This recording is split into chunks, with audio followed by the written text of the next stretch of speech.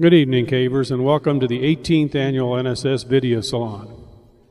Before we begin tonight, I'd like to take a moment to share with you a tragic loss to the caving community and the video community in particular. Tom Zanes, NSS 33500, an acclaimed cave videographer and frequent juror for this salon, died of brain cancer in June at the age of 56. Tom loved the outdoors and was one of those rare folks who was able to combine his love of caves with his life's work. He began his career as a cameraman, reporter, and morning anchor for an Albuquerque TV station. Later, he became a staff cameraman, lighting director, and engineer for NBC News in New York. For the past 17 years, he's operated his own freelance business, Electronic Films, specializing in outdoor productions requiring climbing, rigging, and underwater and aerial photography. His clients include all the broadcast networks, National Geographic, PBS, A&E, TLC, and even the BBC. Tom's outstanding work has been recognized by 3 Emmys for cinematography and numerous other awards. Tom came to prominence in the caving world when he shot the exclusive footage of the 1991 Emily Davis Mobley rescue from Lechuguilla Cave, which dominated the national media for over a week. His video, Spirit of Exploration, won the Best of Show award at the 1994 Video Salon and remains one of the most outstanding caving productions ever made.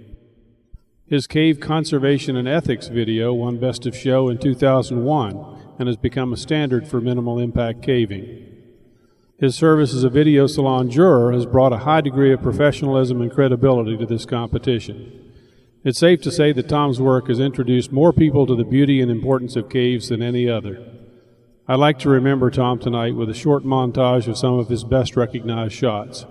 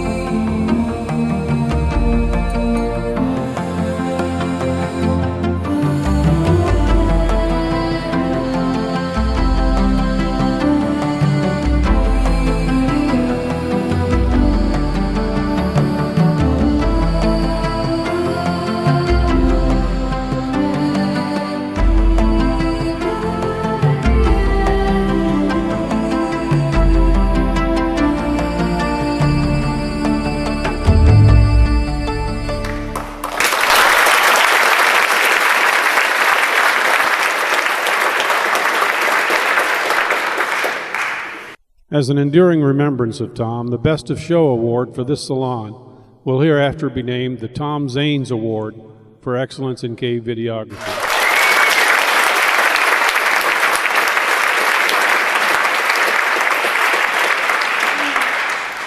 And now, on with the show. The Video Salon is open to all, NSS member or non, including commercial productions, and is judged in 2 divisions, amateur and professional. Due to a confusion in the NSS News announcement, the deadline for this year's salon was published as being 2 months later than the actual date, and as a result, several entries were received too late to compete this year. We have only 3 entries tonight, but the bright side is that we should have a bumper crop of entries for next year's salon in Indiana. I'd like to thank our jurors this year, NSS members Frank Binney, an Academy and Emmy Award-winning producer, Jill Heinerth of Heinerth Productions, a medal winner in 2003, and Bob Montgomery, chair of the video section. As always, our format tonight will be to show a short excerpt of each entry, with the award announcements then being made on the screen. Please feel free to put your hands together and show your approval. And now the 2006 Video Salon.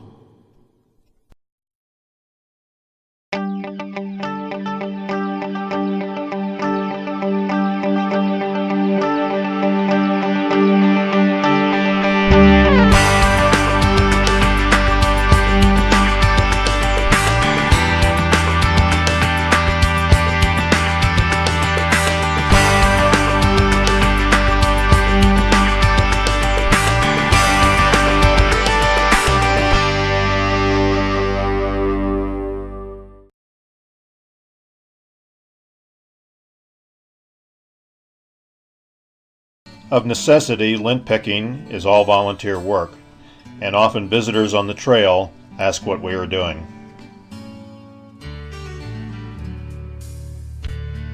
For most of the work, the tools of the trade are simple.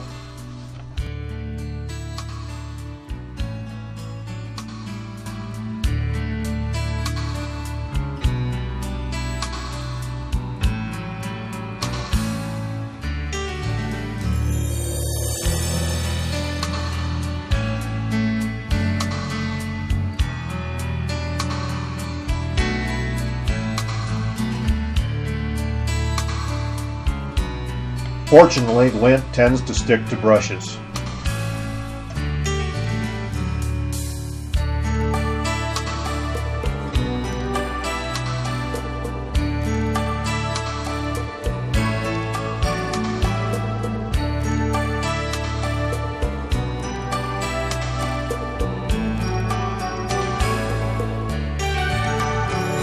Because of the optical brighteners used in many laundry detergents, lint accumulations glow brightly under a long-wave ultraviolet lamp, making them easier to see and pick up.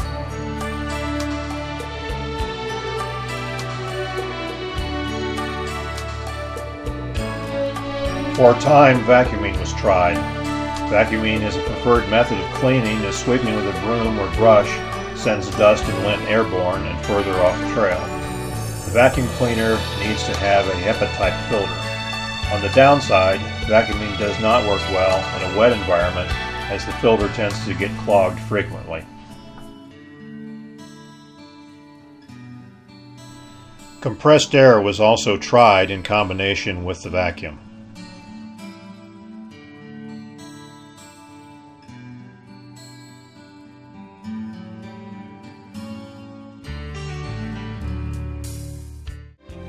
Displayed here is the lint collected during the 1991 lint camp. This is over 20 pounds of lint and associated debris.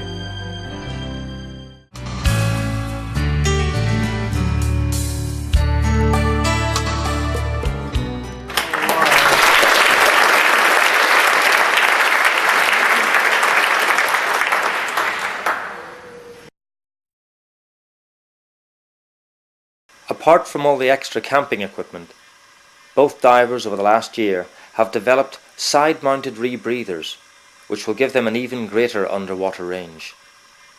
Even with the development of the side-mounted rebreathers, there is still a mountain of equipment for the divers to take with them. To help Rick and John in the early part of the dive, Mark tows the dry tubes into the sump. These tubes contain the camping equipment and food for the 2 nights on the far side of the sump. The divers set off. They've had a year to plan their exploration of the second sump.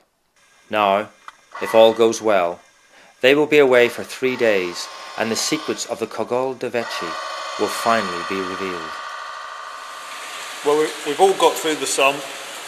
We've moved the equipment about 50 yards to this is the campsite here on this gravel, and we're just having a bit of a brew and some soup before we move forward. The passage of the sump was fairly straightforward. We had to line the last 200 or 300 metres, which was a bit awkward. We got separated at one point, but we're all through now. Camping beyond the sump's got absolutely nothing to recommend it. You're damp the whole time. You're constantly battling the damp and the cold that eventually produces. With most of the time spent transporting equipment to and from sump 1 or 2 and producing meals or trying to sleep. Just got back from about 7 hours away. I've passed sump 2, which proves to be approximately 1,100 metres long, and the deepest point was 50 metres. Beyond that, there was about 300 metres of streamway, and at the end of that I seemed to end up at the bottom of a typical pothole, a really big chamber, maybe 60 metres high. I managed to climb up a boulder slope for about 30 metres, and the stream was pouring down from the roof from an avon high up. Although it wasn't a particularly large stream, it's not the original source of these large tunnels, but the chamber was really impressive. Two British cave divers have pushed the boundaries of what we know about our planet and what is possible in cave diving. Their exploration of the Cocol de Vecchi stands as a testament to their courage and endurance, and marks one of the most demanding cave dives ever undertaken.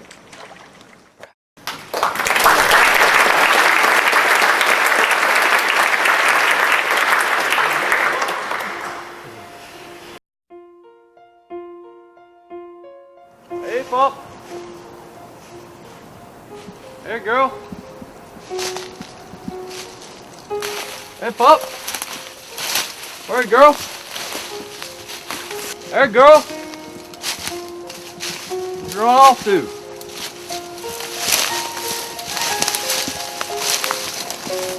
What's all this now?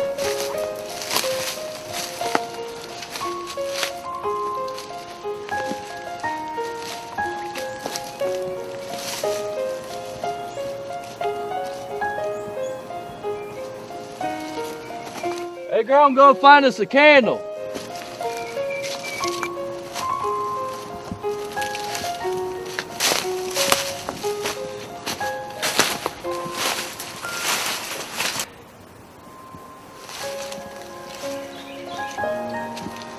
Hey girl, I'm back.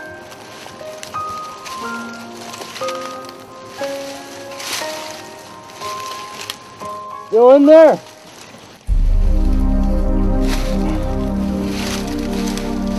Where'd you go?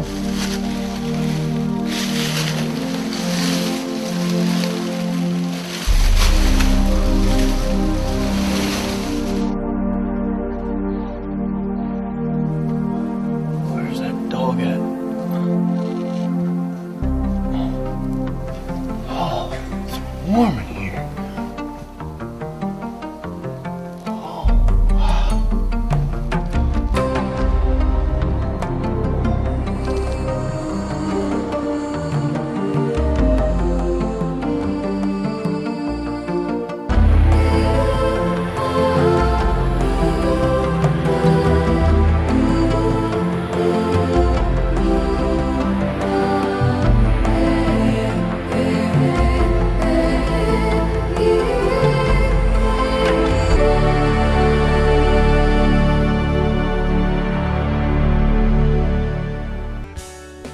This program is about the discoveries that were made in the past 2 years, the challenges that confronted the cavers as they probed and mapped the new areas of the cave, and the fantastic formations that were found around every corner. Because of the fragile nature of the new discovery and the difficulty in reaching it, many cavers, and especially the public, will never see these beautifully decorated rooms and passages in person. This program will attempt to show what lies beyond the tight crawl and small squeezes, and let viewers appreciate the wonder and beauty of the other grand caverns.